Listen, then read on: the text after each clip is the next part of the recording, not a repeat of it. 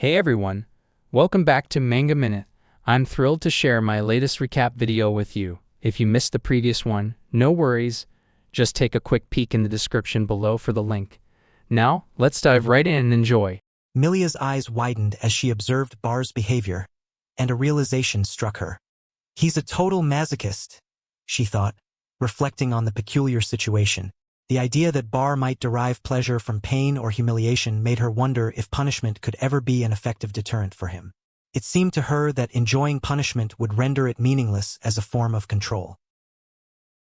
Seelan, catching on to Milia's thoughts, mused that pain could actually be used as an incentive. Doesn't that make controlling him pretty easy? She considered an idea forming in her mind. Without hesitation, she acted on her thoughts, delivering a swift headbutt to Bar and stomping on his chest. Her intention was clear as she declared with authority that he would only receive his reward if he complied with their demands. However, contrary to Seelan's expectations, Bar did not show any signs of submission. Instead, he reacted defiantly, spitting in her direction. Seelan recoiled in disgust, the expression on her face twisted with revulsion. Bar's resistance was unexpected, and it threw her off balance. His retort was sharp and filled with contempt. He made it clear that their attempts to manipulate him with pain were futile, dismissing Seelan as a wannabe sadist. Granny Nema, who had been watching the exchange with a discerning eye, finally intervened. She calmly explained that masochists, despite their apparent obedience, were not necessarily submissive. She emphasized that if they weren't prepared to understand and accept another's proclivities, it would be wise to maintain a respectful distance. Luke, observing the scene with a growing sense of frustration, muttered under his breath about possibly putting Bar's rehabilitation on hold. Nema agreed, noting that it would be the best course of action for the time being. The situation was tense, and it was clear that their approach needed reconsideration. Not far from Bar's cell, an unexpected encounter occurred. The leader of a notorious thief gang, Doriel, spotted Seelan and recognized her instantly. His voice carried a mix of surprise and intrigue as he identified her as the Ice Blade Princess of Basrata. It was an unusual sight for him to see someone of her stature in such a grim and desolate place. Seelan, composed and enigmatic as always, replied curtly, indicating she had her own reasons for being there. Her demeanor showed that she wasn't inclined to explain herself further, maintaining an air of mystery. Doriel continued, his tone shifting to one of grudging respect. He recalled their past encounter, where Seelan had bested him in combat.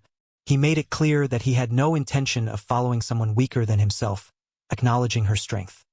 His admission was sincere, yet laced with the unspoken rule among warriors. Respect was earned, not given. Seelan, unfazed by his words, responded with a hint of sarcasm, implying that Doriel's newfound respect wouldn't necessarily translate into leniency or trust. However, Doriel remained steadfast, expressing his willingness to pledge his strength to her service. It wasn't an offer made lightly, but rather a warrior's acknowledgement of a superior foe. He made it clear that should she ever require his aid, he would be ready to answer her call. The exchange was a brief but significant moment of understanding between two strong individuals, each recognizing the other's capabilities and the unspoken bond of respect forged through combat. As Seelan recounted her encounter with Doriel, Luke's eyes widened in surprise. He hadn't expected such a development, especially from the leader of the thief gang known for his rebellious nature. Seelan's voice was steady as she acknowledged Doriel's prowess in combat. She recognized that having him as an ally could be a significant advantage, given his strength. However, she was cautious and made it clear that her trust in him was far from complete. Seelan's words revealed a strategic mindset. She saw Doriel as a potential asset, but one to be used only as a last resort if the situation demanded it. Luke listened thoughtfully, acknowledging that the loyalties of both Doriel and the other prisoners had shifted from outright mutiny to a more subdued, albeit still unreliable, allegiance. It was a tenuous situation, with trust hanging in the balance and the potential for alliances that could either bolster their cause or lead to unforeseen complications. As Luke approached the bustling public bath, he was taken aback by the size of the crowd gathered there. The chilly weather had drawn everyone to the warmth of the bath, a popular attraction for its comforting heat. Seelan pointed out how the cold had increased the demand for such a relaxing experience, and Luke couldn't help but share her enthusiasm. He was pleased to see everyone enjoying the facility he had a hand in creating. This sparked an idea in him. Perhaps he could enhance the experience by creating a specialized bath perfect for winter. Acting on his inspiration, Luke upgraded his medium-sized residence into a proper house, complete with a large bath added in the garden. The transformation was impressive, drawing admiration from Taylor, who remarked that the spacious house could accommodate a considerable number of people. Perrin also expressed his amazement, marveling at the house's grandeur. Luke proudly announced the upgrade, surprised by the sheer size of the new place, but glad it could now host more guests, inviting everyone to visit whenever they wished. Taylor, however, felt a bit embarrassed at the idea of bathing out in the open, while Perrin found the experience exhilarating and liberating, especially in the cold air. Luke, satisfied with the outcome, noted that the bath resembled a natural hot spring, a detail he was particularly proud of. Despite some hesitation from Taylor, who compared the bath to a pond or a cesspool, Luke urged everyone to stop overthinking and just enjoy the new facility. As the day turned into night and the crowd dwindled, Luke finally found a moment of peace. With a sense of relief, he slipped into the hot spring, relishing the rare solitude. He reflected on the faint voices he could still hear in the distance, realizing that his once lonely days were now filled with the company of others. Just as he was settling into his thoughts, he was startled by Milia's sudden appearance. She offered to wash his back, breaking the brief silence and pulling him out of his reverie. Half a year had passed since Luke had been tasked with developing the land, and in that time, he and Milia had faced numerous challenges together. The village they built had blossomed into a place filled with love and warmth, creating a picturesque, fairy tale-like atmosphere. Milia often thought of it as a perfect storybook setting, a testament to their hard work and perseverance. However, as soon as the village was established, it attracted a flood of new settlers, both well-meaning villagers and those with their own agendas. The influx of people and the subsequent growth of the village meant that Milia and Luke found themselves spending less time together. Milia, feeling the weight of this growing distance, knew she had to take action. Her role was not just to assist Luke in practical matters but also to be a source of comfort and companionship. With a determined resolve, she realized that she needed to fill the lonely void that might be growing in Luke's heart. She felt a deep sense of duty, not just for her own sake or out of desire, but for Luke's well-being. Milia believed that her presence and care were essential, and she was determined to offer him the comfort and touch he needed, even if it meant setting aside her own feelings. Her dedication was clear. She would do whatever it took to ensure that Luke did not feel alone in the thriving, yet increasingly busy, village they had created. As Milia attempted to wash Luke's back, Seelan suddenly appeared, her eyes narrowing with suspicion. She accused Milia of having ulterior motives, interrupting the moment with a sharp accusation. Milia, taken aback, defended herself, insisting that she was merely trying to help Luke relax after a long day. The tension quickly escalated as Seelan grabbed Milia's wrist, accusing her of dishonesty. Milia, not one to back down, shot back with equal fervor, criticizing Seelan for wearing a revealing outfit in the bath that Luke had painstakingly created. The exchange grew heated, with both women exchanging sharp words and defensive retorts. Amidst the rising tension, Luke tried to intervene, urging them to calm down. His initial attempt to defuse the situation was met with little success, as the two continued their bickering, seemingly oblivious to his presence. Frustrated, Luke finally raised his voice, demanding that they stop fooling around in the bath. His tone carried a note of exasperation, as he struggled to maintain order in the face of their disagreement. The scene was a chaotic mix of clashing personalities, with each woman fiercely defending her stance while Luke tried to restore peace in the heated moment. In the northernmost region of the Albert Domain, an urgent report reached Governor Dendo. A subordinate rushed in, delivering troubling news. An entire village's population had mysteriously vanished. Dendo, caught off guard, responded with concern. While he had anticipated some departures due to a recent tax increase, the complete disappearance of a village was unexpected and alarming. He pondered aloud why anyone would leave the safety of the region, knowing the hardships that awaited beyond its borders. The subordinate continued, revealing that the investigation into the situation had uncovered a bizarre rumor circulating among the people. Dantho's curiosity piqued as he listened intently. According to the report, there was talk of a new village in the far northern reaches, promising safety, comfort, and an abundance of food, a veritable paradise. The allure of such a place was irresistible to those suffering under current conditions. Frustration flashed across Dantho's face. He dismissed the idea as an obvious trap, noting that the area was known to be inhospitable and unlivable. Yet, he understood how desperate people might be swayed by the promise of a better life, especially when faced with severe hardships. With a firm resolve, he issued an order to investigate the area. If necessary, he would personally oversee the operation. The subordinate was taken aback by Dantho's willingness to involve himself directly. Dantho's eyes narrowed as he explained the significance of the situation. The area in question was the wasteland that Lord Albert's son, Master Luke, had been tasked with developing. The mysterious disappearance of people and the rumors of a new village pointed to a matter of grave concern, one that required immediate and thorough attention. Luke suddenly received a telepathic message from Satine, causing him to exclaim in alarm. Satine reported that a suspicious group was observing the village. Unlike the usual migrants they had been welcoming, these individuals appeared too calm and collected, suggesting they might be scouts. The mention of scouts brought a serious expression to Luke's face. Seelin, noticing his change in demeanor, quickly inquired about the situation. Luke explained that there seemed to be a group spying on the village, raising concerns about potential threats. Perrin, ever vigilant, immediately jumped to the possibility of foes and the need to prepare for a potential confrontation.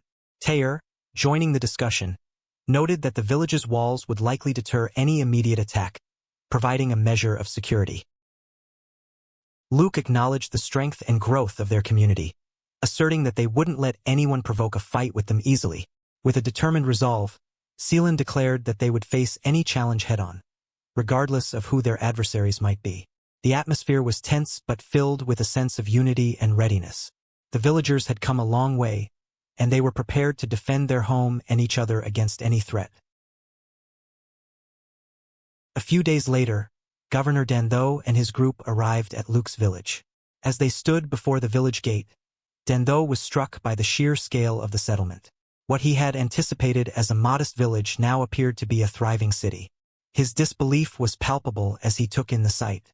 A subordinate, equally astonished, questioned how such an extensive settlement could have been established so quickly. Meanwhile, a figure peered through a hole in the village's wall, demanding to know the purpose of their visit. Dendo introduced himself as the governor of Northey in the northern region of the Albert domain, requesting to speak with the head of the village. The guard at the gate acknowledged the request and promptly opened it, inviting Dendo and his group inside. Dendo noted the swift response with suspicion, suspecting it might be a trap. Reassured by his subordinate that their elite force provided ample protection, Dendo proceeded into the village. His amazement grew as he observed the scene before him. The village, far exceeding his expectations, featured vast crops and impressive infrastructure. The sheer size of the produce and the sight of wheat growing out of season were astonishing. Dendo marveled at the two-tiered stone walls, recognizing the significant investment of capital and labor required to build them. The health and vitality of the villagers only added to his astonishment, confirming that the rumors about the village being a paradise were indeed true. As Dendo and his group were welcomed, Luke stepped forward, introducing himself as the head of the village. Dantho's recognition of Luke was immediate. He had met him once before at the capital. He confirmed his identity as Dendo, governor of Northey. However, before he could finish his introduction, his subordinate's astonished exclamations drew attention to a new revelation. A great boar, adding another layer of surprise to their visit. Dantho's subordinates examined the bones displayed behind Luke. Murmurs of astonishment spread through their ranks. The bones, belonging to what appeared to be a great boar, prompted questions about their origin. The subordinates were baffled, struggling to understand how such pristine remains had come to be in the village. Taylor, unable to contain his enthusiasm, proudly declared that the great boar they had hunted was incredibly delicious. His comment elicited disbelief from Dantho's men, who found it hard to reconcile the high quality of the bones with the idea that they had been hunted by the villagers. They were perplexed by how such well-preserved bones could be the result of a mere hunt. Lando, reveling in the surprise his village had caused, chuckled at the notion that Dantho's group had expected to judge them. Taeir's pride in the village's achievements was evident as he embraced the recognition. Seelan added to the moment, noting that Luke's presence was particularly impressive, adding to the village's aura. Barlat, however, reflected on the situation with a more critical eye. He contemplated that the display might be overshadowing Luke's overall presence, perhaps doing more harm than good. Dendo, the governor of the northern region of the Albert Domain, was a figure of significant authority among the more than 20 governors ruling across the domain. Land acquired through warfare typically fell under the control of those most loyal to the Albert family. However, in cases where existing governors pledged their loyalty to the domain, they could sometimes retain their positions. Dendo was one such governor, continuing his service despite the shifting allegiances within the domain. His presence at Luke's village, especially considering Luke's recent fall from favor, indicated his genuine interest in maintaining good relations. Dendo greeted Luke with a formal apology for the delayed visit, a gesture of respect and courtesy. Luke, eager to set a positive tone, assured Dendo that there was no need for apologies and extended an invitation for him to enjoy a welcome feast being prepared in his honor. As Dendo was guided through the village, his attention was drawn to the impressive infrastructure. He inquired about a prominent building, which Luke explained was an apartment complex housing the majority of the villagers. Dendo marveled at the size of the population and noted the village's remarkable cleanliness, which stood out despite the absence of visible waste. Luke explained that maintaining cleanliness and hygiene was a priority for them. Further into the village tour, Dantho's curiosity was piqued by a large structure. Luke clarified that it was a public bath, emphasizing that while each household had its own bathing facilities, the villagers particularly enjoyed the communal space. Dantho's observations and reactions reflected his astonishment and growing admiration for the well-maintained and orderly village. As Dendo admired the rapid progress of the once barren wasteland now transformed into a flourishing village, he couldn't help but inquire about the secret behind such swift development.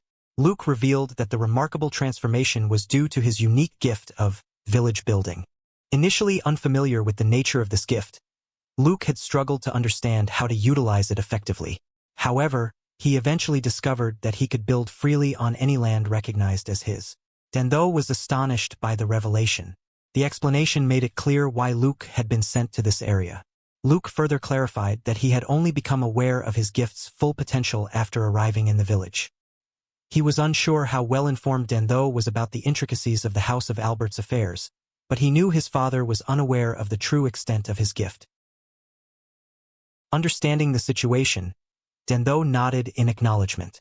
Luke pondered the implications of Dantho's knowledge. If the information about the village and Luke's abilities were reported to his father, it could cause significant disruption. Luke suspected that Dendo, given his position, would not be able to keep such a secret indefinitely. Nonetheless, Luke preferred to maintain a positive relationship with Dendo and ensure that his visit was enjoyable, despite the complexities of their circumstances. Dendo was taken aback by the lavish welcome he received during the feast. The scale of the celebration for an unexpected visit was far beyond his expectations. Luke, enthusiastic about the occasion, assured Dendo that a visit from a governor was indeed a special event worthy of such grandeur. As the banquet progressed, Milia announced that the evening's entertainment would feature the village's skilled swordsmen.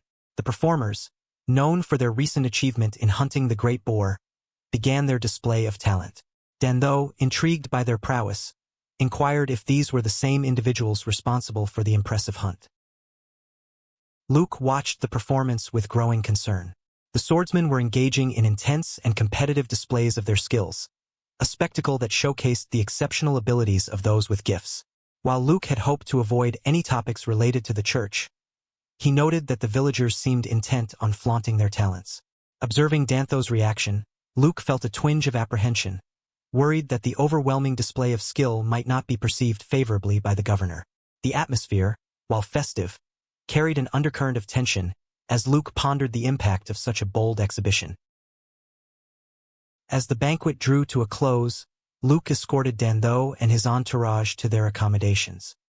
He directed them towards a newly constructed residence, offering it as their lodging during the visit. The building, clearly a recent addition, was spacious enough to accommodate both Dendo and his guards comfortably. Dendo took note of the residence with a thoughtful expression. The structure, which had not been present during his earlier visit, hinted at the remarkable abilities of Luke's gift. Realizing that Luke must have used his unique power to create the building, Dendo expressed his gratitude, acknowledging the effort and hospitality extended by his host.